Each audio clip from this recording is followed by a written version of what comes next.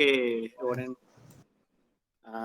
Oremos. Padre Celestial, Señor bendito, gracias por la oportunidad, Señor, de estar aquí y estudiar tu palabra, Señor, y podemos reunirnos y meditar en tu palabra, Señor. Permite que el hermano que nos trae la clase esta noche, seas tú guiándolo a él, que podamos poner en nuestros corazones, Señor, y podemos poner en nuestras vidas. Gracias por la oportunidad de estar reunidos, así sea presencial o por internet. Gracias por todas las bendiciones y bendice siempre este día, que siempre seas el invitado más especial. Entonces oramos. Amén. Amén. Amén. Amén. Bien, vamos a comenzar la clase. Esta noche tenemos tres capítulos que son, todo este material tiene que ver con Israel, con la elección de Israel y con el problema que tenía Israel en ese tiempo y que todavía lo sigue teniendo, de que no ha aceptado a Jesucristo como se esperaba. Aunque hoy en día se ve que hay sinagogas creyentes en Cristo Jesús, aún así Israel está en incredulidad. Entonces, Pablo en aquel tiempo pues era de mucha importancia. Tan es así que tenemos 3 capítulos dedicados a un solo tema, que es la elección de Israel. Y lo que voy a hacer esta noche es una introducción a Israel. O sea, prácticamente un repaso de la historia de Israel, porque es la única manera que podemos comprender estos 3 capítulos. Estos 3 capítulos tienen de todo, tienen historia de Israel, Pablo los analiza desde un punto de vista de la elección de Israel. Y pues no son fáciles estos 3 capítulos de entender, así que he decidido que mejor empezamos con una introducción para que entendamos mejor el por qué Dios escogió a un pueblo, y un pueblo como Israel. Entonces, en la Biblia, la doctrina de la elección se refiere a la disposición de Dios, quien en su infinito amor y con propósitos para cumplir su voluntad o anticipados planes, selecciona y predestina a un ser celestial o terrenal. Dios escogió a su siervo Jesucristo desde antes de la fundación del mundo, según Pedro, la primera carta, el capítulo 1, versículo 20. Hablando de la predestinación, Pablo dice que Dios, y esto es importante, primero conoce y luego predestina. Si fuera al revés, pues sería una injusticia, ¿verdad? Porque es como predestino y después él lo conoce. Él conoce, él sabe quién le va a desechar o no le va a desechar, ¿verdad?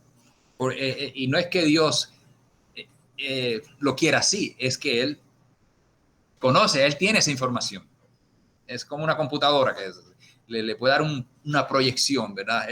Basado en una data, ¿verdad? Entonces, así es Dios. Dios pues, tiene esa habilidad de conocer el futuro.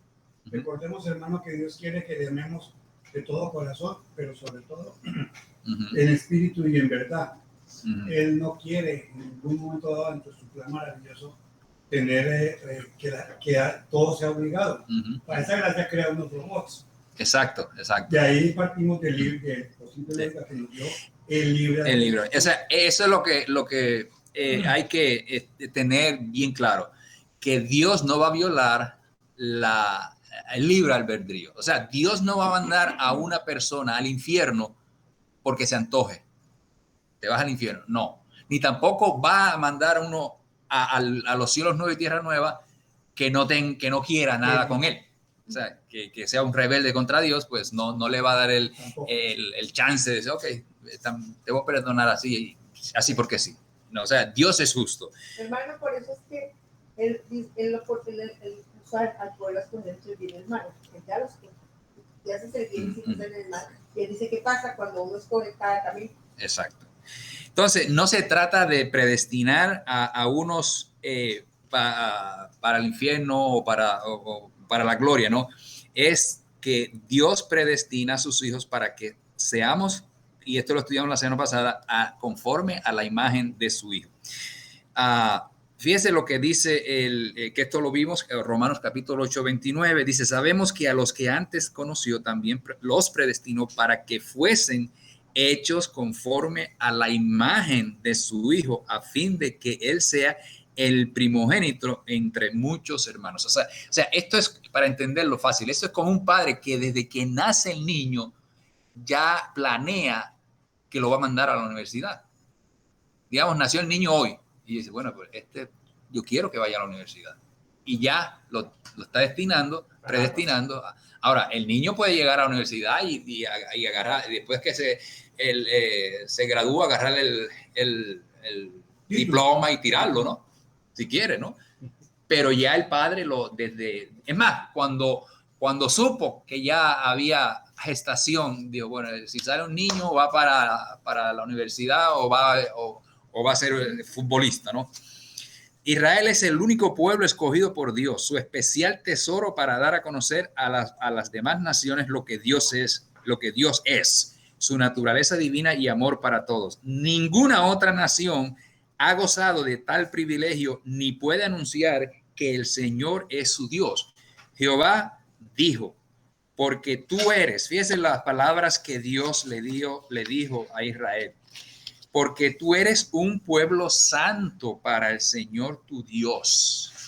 El Señor tu Dios te ha escogido para que le seas un pueblo especial, más que todos los pueblos que están sobre la faz de la tierra. Según Deuteronomio capítulo 7, versículo 6. Entonces, el profeta Amós escribió que a los únicos que Dios ha conocido de entre todas las familias de la tierra han sido los israelitas. Amós capítulo 3, versículo 2. Pero Dios les declaró que no los escogió porque eran los más numerosos, los más poderosos o los más ricos, porque dice la Escritura que eran los más insignificantes de todos los pueblos, sino porque Dios los amó y cumplió el juramento hecho a los padres, la promesa hecha a Abraham y a su descendencia. Y esa información está en Deuteronomio capítulo 7, versículos 7 al 8. Bien dijo el salmista, bienaventurada la nación, la cual el Señor es su Dios.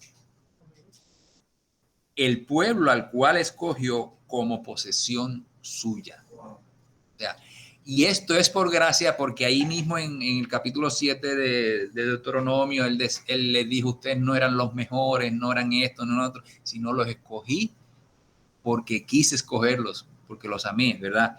O sea, como una vez hermano Joseph Schuland decía, dice, si yo hubiese sido Dios escogiendo, no hubiese escogido a los judíos, hubiese escogido a los japoneses. Dice, los japoneses son más eficientes que los judíos, ¿verdad? O sea, que es por amor. O sea, Dios le dice, mire, ustedes son, ¿entiendes? Como usted, si llega una persona y le quiere dar trabajo, veo que tú sirves, pero ¿por qué me va a dar trabajo a mí? Porque te lo quiero dar a ti, punto. No quiero dar a los otros, a ti, ¿verdad? Entonces, el profeta Isaías se preguntaba si era posible que una nación naciera en un instante o en un día. Eso se encuentra en capítulo 66, versículo 8 de Isaías. Y no era pura conjetura. Dios, cumpliendo con la promesa hecha a Abraham, envió a Moisés para que lo sacara de Egipto. No iba a negociar mucho tiempo, pues el faraón no tenía otras opciones, sino dejar ir al pueblo de Israel, ¿verdad? Sino la de dejar ir a los israelitas para celebrar una fiesta en el desierto y luego emprender el camino a la tierra prometida. Y salieron de la esclavitud luego del horno. Y dice, Deuteronomio capítulo 4, versículo 20, pero a ustedes el Señor los ha tomado y los ha sacado del horno de hierro de Egipto para que sean pueblo de su heredad como en el día de hoy. Y en una noche, por decreto del Señor, nació esa nación. En una noche se convirtieron en nación de Dios y celebraron la Pascua, que es la liberación de ellos de Egipto, de la esclavitud. Nacieron, ¿verdad?, en un país extranjero para ellos, siendo esclavos y sin llegar a poseer un territorio, solo recibiendo la orden de que marcharan a su destino final, la tierra prometida, o sea, a Abraham, ¿verdad?, o Canaán. Entonces, después la historia sigue, ¿verdad?, y ellos entran a la tierra de Canaán. Y esto no duró mucho, como dicen, la luna de miel no duró tanto, no duró mucho. Enseguida, en el capítulo 8, versículos 4 al 17 de Primera de Samuel, yo llamo ese día un día triste en la historia, en la eternidad de Dios, cuando el pueblo de Israel le dijo a Samuel: queremos que nos nombres un rey como las demás naciones tienen un rey, queremos ser como ellas. Imagínense, es triste. Es triste. Yo le llamo un día triste en la historia de Dios. Yo creo que en la Biblia hay 2 días tristes para Dios. El día que Israel le dijo: ya no queremos que tú seas nuestro rey, queremos un rey terrenal. Y el día que Cristo le oró a Dios y Dios tuvo que decirle no. Eso es triste. Uno como padre, lo peor para uno como padre es querer darle algo a un hijo y uno sabe que no le conviene. Y le pueden llorar a uno y uno se mantiene firme. Y uno casi para ceder y ceder, pero no conviene, ¿verdad? Entonces, pues les sucedió eso, ¿verdad? Y fíjense que a pesar de eso, pues Saúl fracasó, después vino David y Salomón, y llega el reino, pues llegó a tener su época de oro, ¿no? Y según Primera de Reyes, capítulo 4, versículo 25, dice: Judá e Israel, desde Dan hasta Beerseba, vivían seguros todos los días de Salomón, cada uno debajo de su vid y debajo de su higuera. Que esa expresión quiere decir que tenían, como quien dice, las cosas ahí, o sea, prosperidad, paz, tranquilidad. Y desgracia, exacto. Pero bajo pues la protección de Dios. Entonces, como dice el dicho, todo tiene su final, ¿verdad? Y la idolatría, sí, es una canción, sí. Y la idolatría terminó con toda aquella paz y prosperidad. Como una voz que clama en el desierto, Dios a través del profeta Jeremías les pidió cuenta a los adoradores de ídolos. Y mire lo que dice Jeremías. Dice: pero ¿dónde están tus dioses que te hiciste? Que se levanten si te han de librar en el tiempo de tu desgracia. Porque según el número de tus ciudades, oh Judá, han sido tus dioses. Wow. O sea, leímos hace unos segundos esto que dice que Israel vivía cada uno, o sea, en prosperidad, cada uno debajo de su vid y debajo de su higuera. Y ahora, o sea, el profeta Jeremías le está diciendo, o sea, ya para el profeta, cuando el profeta Jeremías ya estaban, como quien dice, marchando hacia el exilio. Y fíjese, son palabras fuertes. Dice: porque según el número de tus dioses, de tus ciudades, oh Judá, han sido tus dioses. Wow. Idolatría por montones. Le hace poco también que Dios le decía a ellos: no, pues vayan con sus dioses y pídanle a ver si le pueden dar. Sí. No me acuerdo dónde, pero yo sí, creo que está no me acuerdo, sí, pero sí lo he oído. Y la idolatría como una adicción a la cocaína, arraigada y cimentada en sus corazones, y no escuchando a ningún profeta, los arrastró más tarde hacia el destierro en Asiria y Babilonia. Entonces, miren, en todo esto, el amor de Dios está ahí.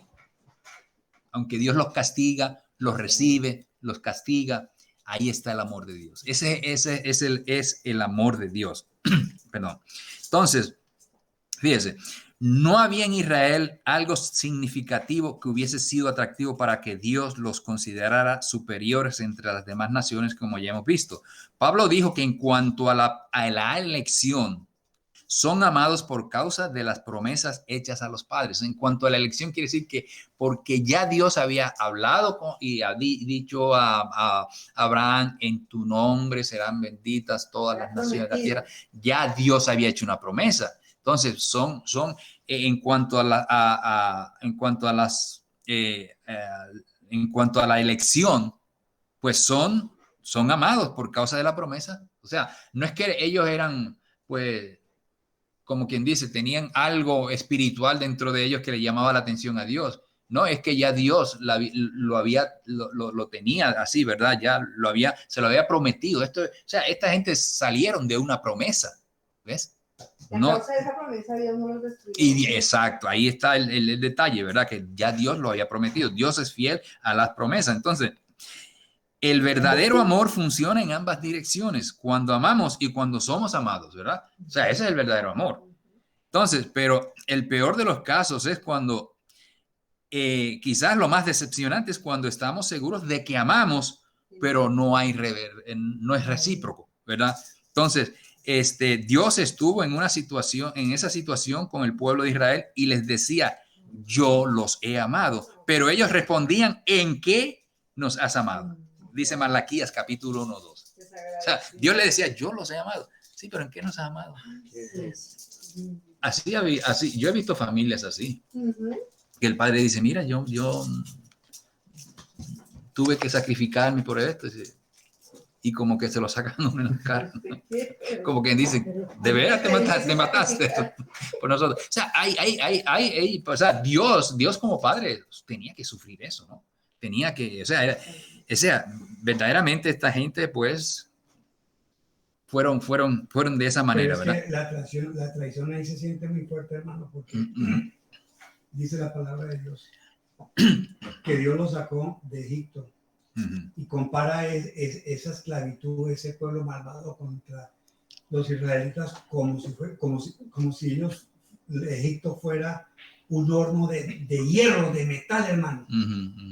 O sea, está bien que uno llegue y hace una lechona en un horno de barro como la tolimense. Sí. Dura toda la noche. Pero metes una lechona en un horno de hierro para que vea en una hora, si no la sacas se quema. O sea, sí. El tormento que tuvieron ellos en Egipto fue, lo compara como un horno de metal, una cosa demasiado fuerte. Y ellos ven que los saca del pueblo, los libera, sí. Y todos los milagros que hacen y le pagan con eso. Y le pagan con eso. Quieren volver. Y en un tiempo, en una ocasión le dijeron a Moisés, queremos volver otra vez. También. Nos acordamos de la comida, de todos aquellos platillos y es, bueno, increíble, ¿no? Increíble. Pero uno puede decir, bueno, esos fueron los israelitas, pero así es el ser humano. Sí. No es que sean israelitas, es que así es el ser humano. Entonces, en medio de todo esto, Dios prometió que los iba a amar. Por amor, ¿verdad? Esa promesa. Entonces, una de las cosas como Dios los iba a amar era defenderlos de los enemigos. Cuando Dios llamó a Abraham y le prometió una descendencia eterna de donde vendría el Mesías, también incluyó defender a la descendencia israelita de todos los ataques de parte de sus enemigos. Les dijo Dios, bendeciré a los que te bendigan y a los que te maldigan, maldeciré. Génesis 12:3, ¿verdad? Entonces, los judíos han sido perseguidos por naciones y grupos religiosos con la intención de exterminarles. Esa ha sido la historia de los israelitas. Pero Dios en su momento apropiado ha intervenido y vencido a los oponentes. Dijo el profeta Joel en el capítulo 3, versículo 2 de su profecía, reuniré a todas las naciones y las haré descender al valle de Josafat. Allí entraré en juicio contra ellas a causa de mi pueblo, de Israel, mi heredad, al cual se esparcieron entre las naciones y luego se repartieron mi tierra. El profeta Isaías usa el símbolo de un monstruo marino de origen mitológico, el Leviatán, para señalar a tres naciones, Asiria, Babilonia y Egipto, como los que iban a quedarse con el territorio y los iban a sacar de ahí y solamente prácticamente quedaron los pobres, ¿verdad? Así que a los que se opongan a Israel, Dios los va a pelear por su pueblo. En cambio, Dios mantiene firme su cuidado y amor por su viña, Israel. La restaurará regándola de noche y de día para que nadie la dañe, de acuerdo, ¿verdad?, a lo que dice Isaías. Isaías también predice un buen futuro para la viña de Dios, que en los tiempos venideros echará raíces, florecerá y brotará renuevos. Eso está en el capítulo 27 de Isaías, el versículo 6. Y fíjense que eso se ha cumplido porque en la actualidad Israel es una nación muy próspera, pero próspera. O sea, están bien adelantados en tecnología. Tienen un instituto, nosotros nos llevaron a ese instituto, eso es aquello increíble, un instituto de ciencia, de investigación. Esa gente, los judíos, se han ganado alrededor del 25% de los premios Nobel, se los han llevado judíos. Y o sea, es una nación próspera. Usted va a Israel. El billete que tienen, hermano. Y por todo el mundo, ¿no? De verdad, los judíos son comerciantes, ganan mucho dinero. Y peor hay que donde quiera que han ido, los han estripado, le han quitado hasta la... Bueno, se dice que en España y en Alemania, yo leía que le sacaban los dientes de oro si los tenían. Sí, claro. Sí, una cosa tan le sacaban. ¿Cómo? A los cadáveres. Sí, no, pues, experimentaban con ellos vivos. Hitler llegó a hacer eso, ¿entiendes? Experimentarla.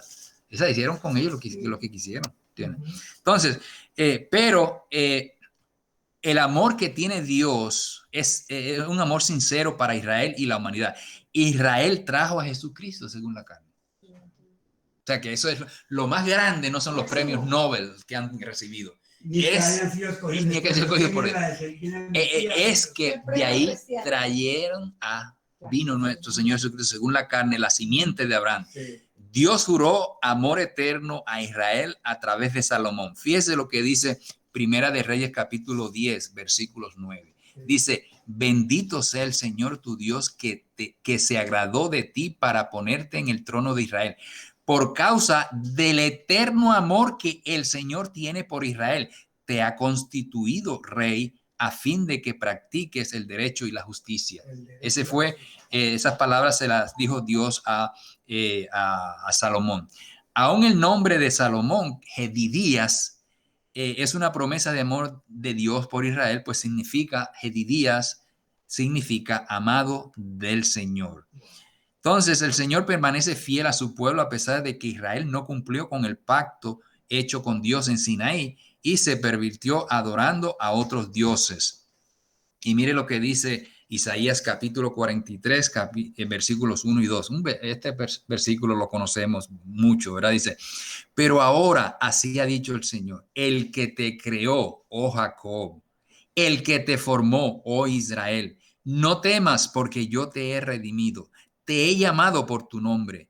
Tú eres mío. Cuando pases por las aguas, yo estaré contigo. Y cuando pases por los ríos, no te inundarán. Cuando andes por el fuego, no te quemarás, ni la llama te abrazará. Este pasaje lo hemos oído muchas veces y quizás predicado. Y eso es, como decimos, amor del bueno. Entonces, después de todo esto, el pueblo regresa, ¿verdad? Regresa del cautiverio.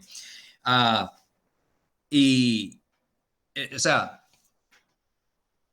regresa el remanente, porque siempre la promesa fue que de Israel iba a ser un remanente, y de ese remanente, pues que iba a nacer otra vez la nación, se iban a prosperar, iba a regresar de Babilonia, y de ahí, pues entonces iba a venir Jesucristo, ¿verdad? Entonces, miren.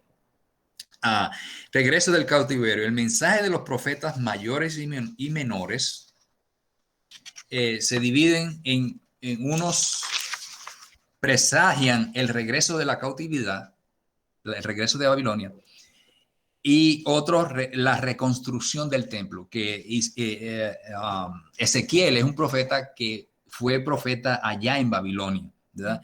Y por último, hay unos profetas que se dedicaron su profecía de la restauración de los israelitas, o sea, Judá e Israel, en los últimos tiempos antes de la segunda venida. ¿Okay? Hay algunos profetas que se dedicaron, unos o sea, desde Jeremías, Isaías, Ezequías y todos los 12 profetas menores. Unos predicen que iban a regresar Israel a reconstruir el templo, ¿verdad? Otros acerca del Mesías y otros profetas como Zacarías, Malaquías, hablan ya del final del tiempo, ¿verdad? De Jesucristo otra vez aquí ya en los últimos tiempos.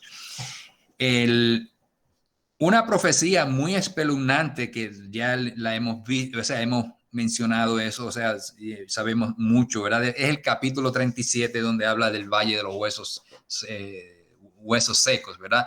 Y que se preguntaban, ¿verdad? Dice, ¿cómo pues viviremos si estamos totalmente destruidos? Entonces, el mensaje aquí era que esos huesos se iban a tener carne de nuevo, ¿verdad? O sea, músculos, tendones, todo, ¿verdad? Iban a vivir, ¿verdad? Y simplemente era una montaña de huesos. Entonces, cualquiera diría, pero de esos huesos, ¿de ahí qué va a salir? No, posible, ¿no? Bueno, pero así como Sara tenía 90 años y tuvo un bebé, pues también esos huesos iba a hacer lo mismo, iba a renacer el pueblo de Israel. Así que se reunió Judá, ¿verdad? Y el autor, fíjese, el autor del libro de los Hechos de los Apóstoles, Lucas, relatando lo sucedido en el día de Pentecostés, dice que en la audiencia en Jerusalén, reunidos para la celebración de dicha fiesta, estaban presentes, fíjese todos los que estaban presentes allí, partos, medos, elamitas, habitantes de Mesopotamia, de Judea y de Capadocia, de Ponto y de Asia, de Frigia y de Panfilia, de Egipto y de las regiones de Libia, más allá de Cirene, forasteros romanos, tanto judíos como prosélitos, cretenses y árabes. O sea, en el día de Pentecostés, allí solamente había judíos, o sea, israelitas y prosélitos. O sea, los prosélitos los que se convertían al judaísmo, ¿no? Allí no había más nadie. Pero fíjese todas las naciones que allí estaban representadas.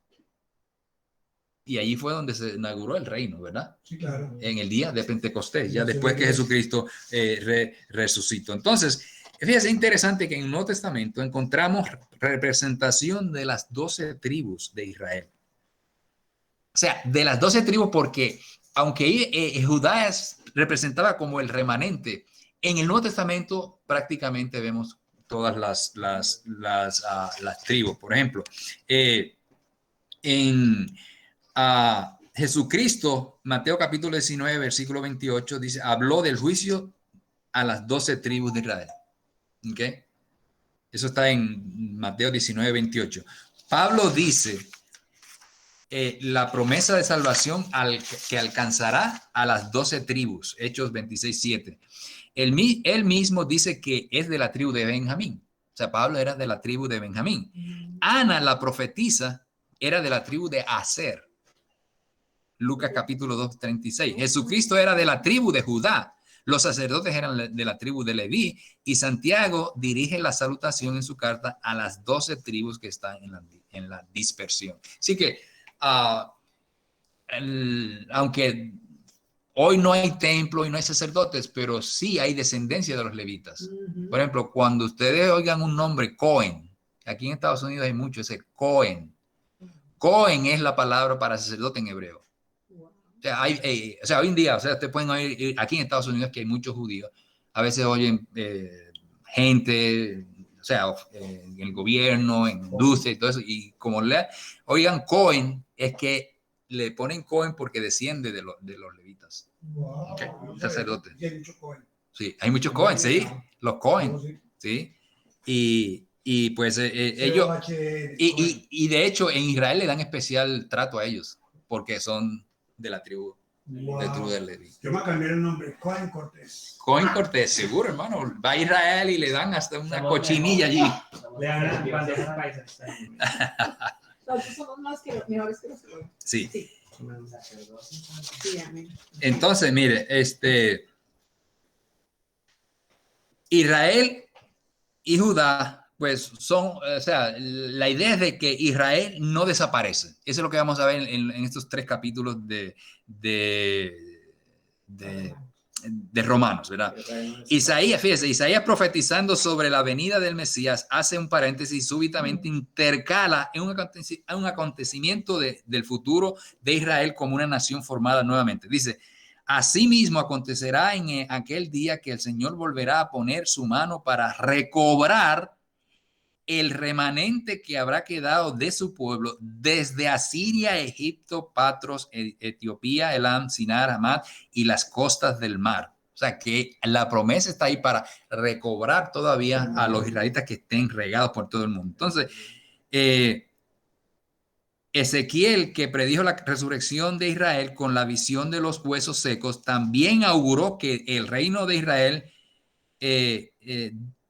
dividido en 2 en el futuro sería reunido como un solo pueblo. Y fíjese lo que dice Ezequiel en el capítulo 37, versículos 21 al 22, dice, y les dirás que así ha dicho el Señor Dios, he aquí yo tomaré a los hijos de Israel de entre las naciones a las cuales fueron, los reuniré de todas partes y los traeré a su propia tierra. Haré de ellos una sola nación en la tierra, en los montes de Israel, y todos ellos tendrán un solo rey. Nunca más serán 2 naciones, ni nunca más estarán divididos en 2 reinos.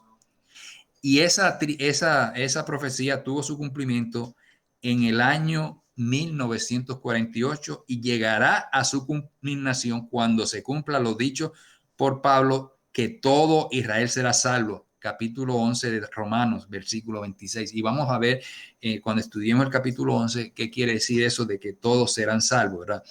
El 14 de mayo de 1948, David Ben Gurion, quien más tarde llegó a ser el primer ministro de Israel, proclamó el establecimiento del nuevo Estado de Israel desde que dejó de existir como nación soberana alrededor de 2000 años antes.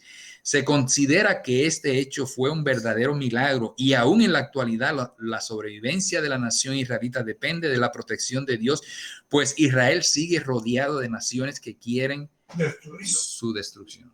Y eso sí que fue un milagro porque, imagínense, quien peleó contra Israel fue Jordania, Egipto, Siria, o sea, poderosa, y los árabes, o sea, ellos estaban con un puntito ahí en medio de todos esos buitres. Bueno, la fuerza aérea de Israel no comparaba con la fuerza aérea de los egipcios. Los egipcios tenían una poderosa flota de fuerza aérea.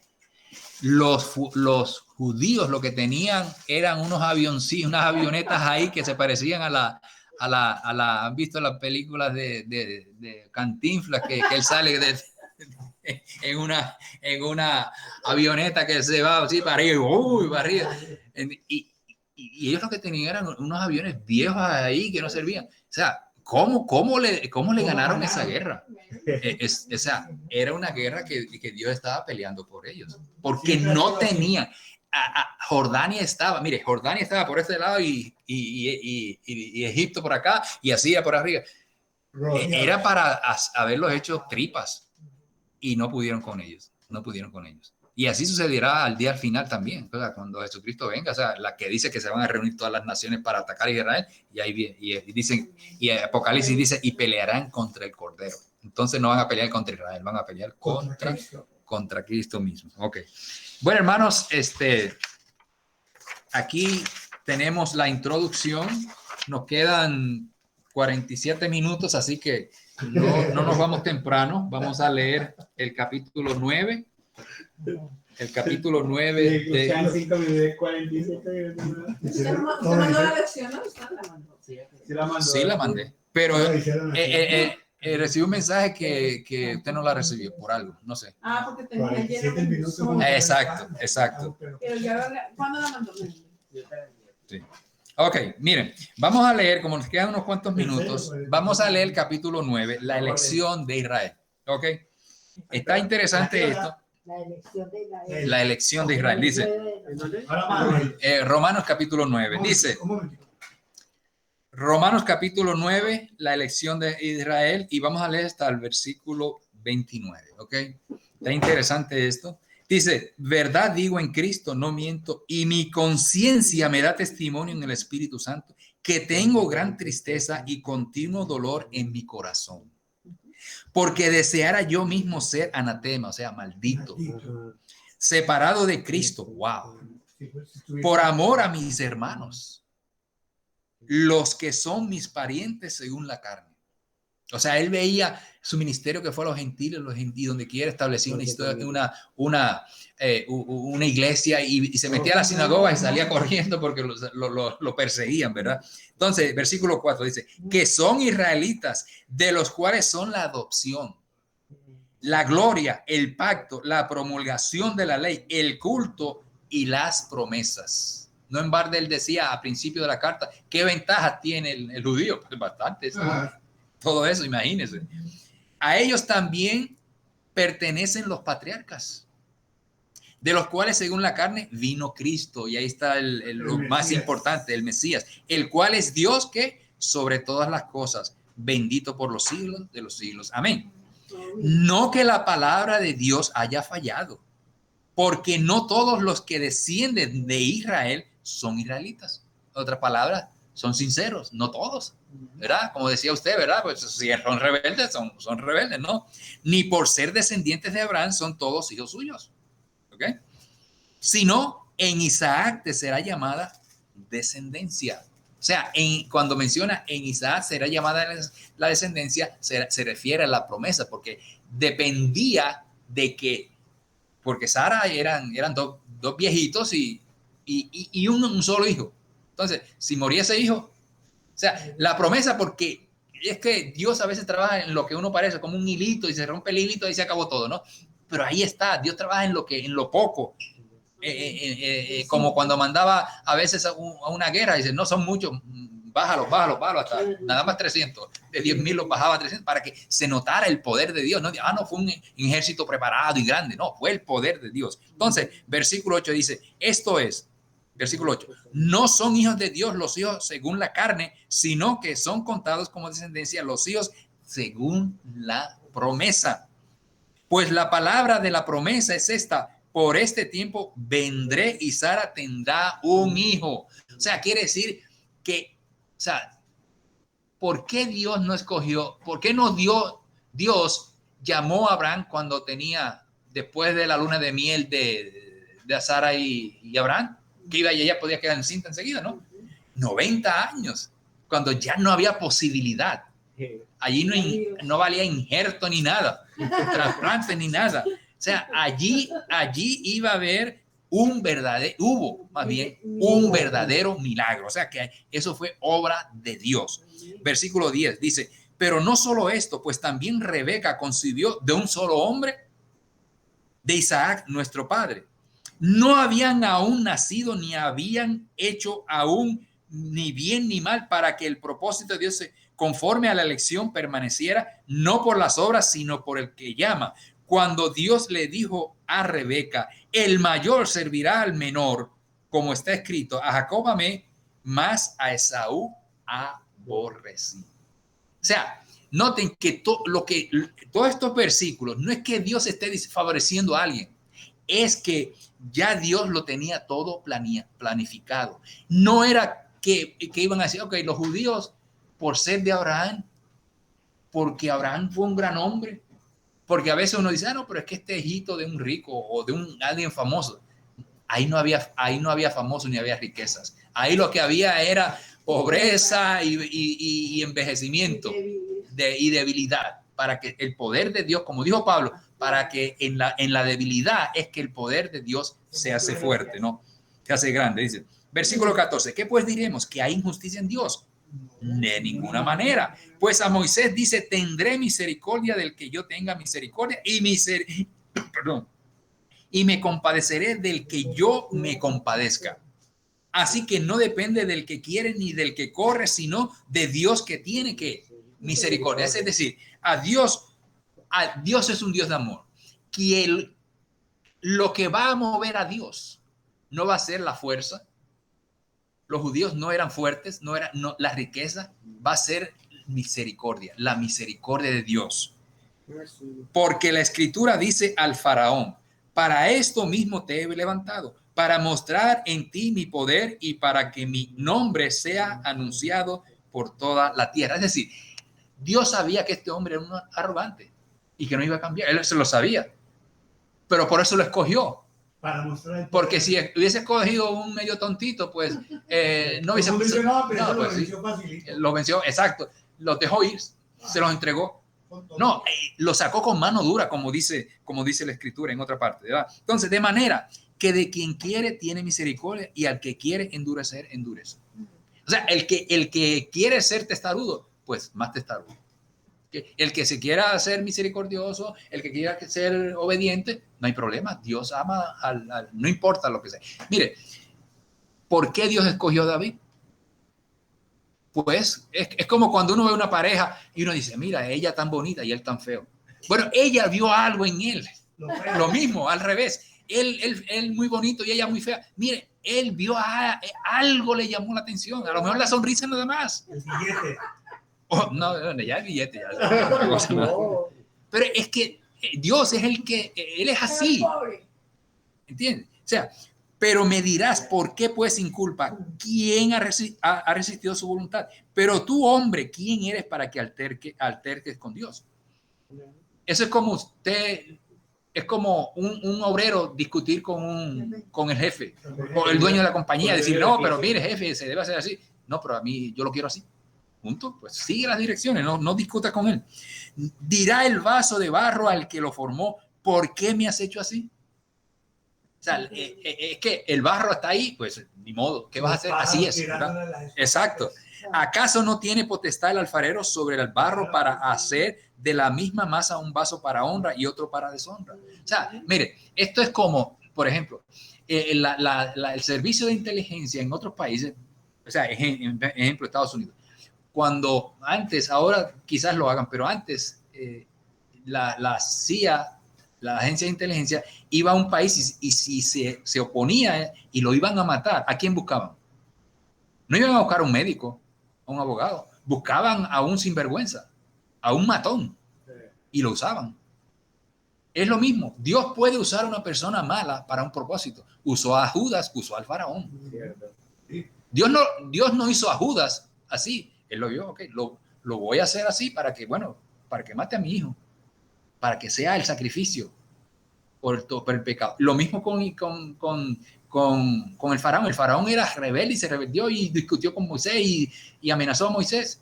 Y él le dijo, no te preocupes, Moisés, que con esta plaga lo voy a hacer más duro. Y lo voy a hacer más duro. Y con la última plaga, lo ablando. ¿Quién le puede decir a Dios, por qué haces eso? Es como dice en el libro de Job, hay una frase que dice, a Dios, ¿quién le puede decir qué tú haces?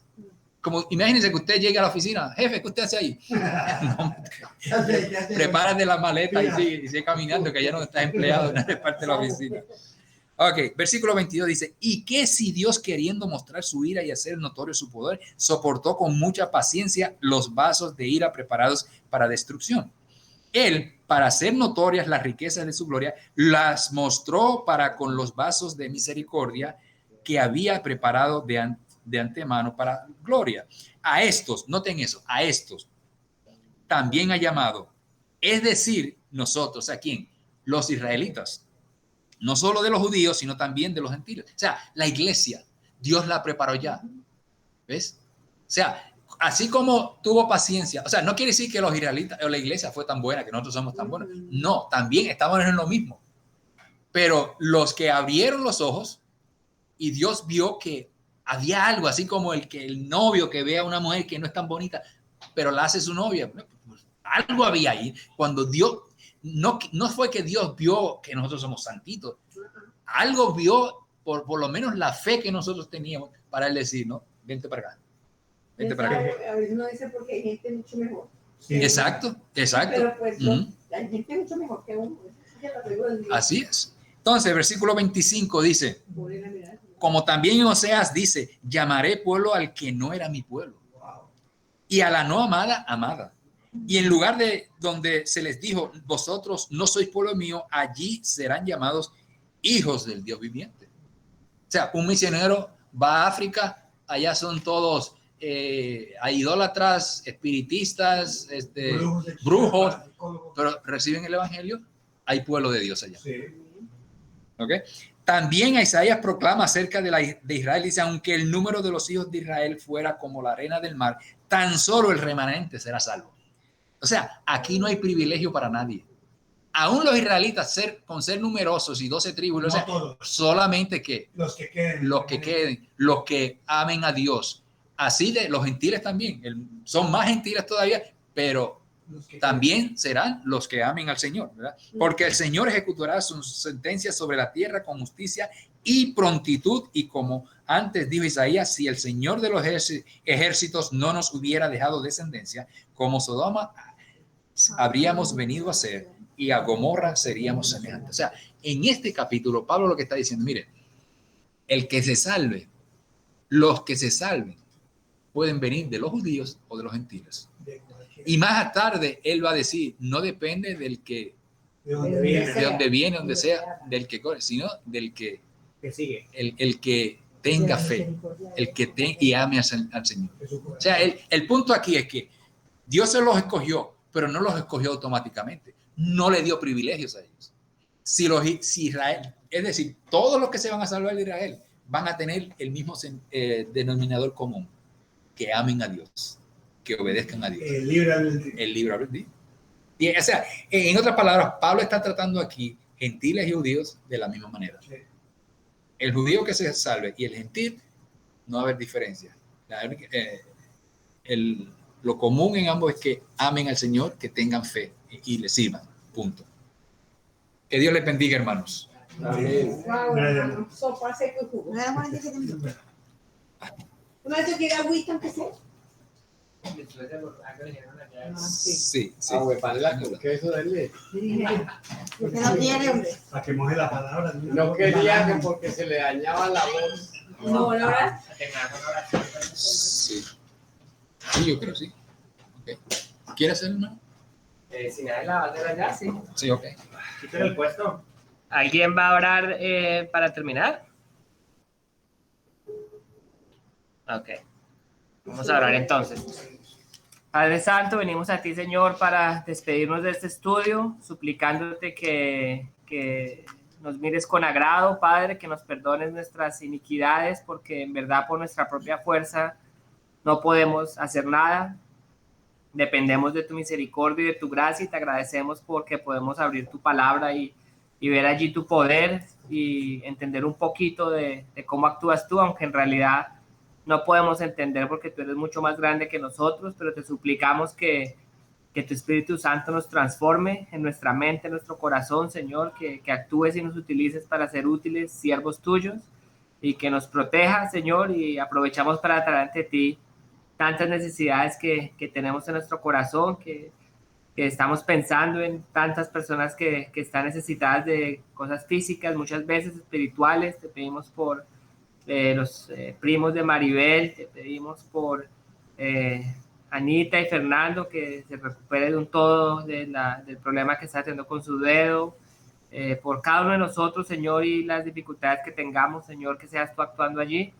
Y te suplicamos que nos lleves con bien a nuestras casas, los que estamos fuera de ellas, y que les des una noche de descanso a los que están en sus hogares, y que nos cuides hasta la próxima vez que nos reunamos, Padre, en el nombre de Cristo Jesús. Amén. Amén. Gracias, hermanos. Feliz noche.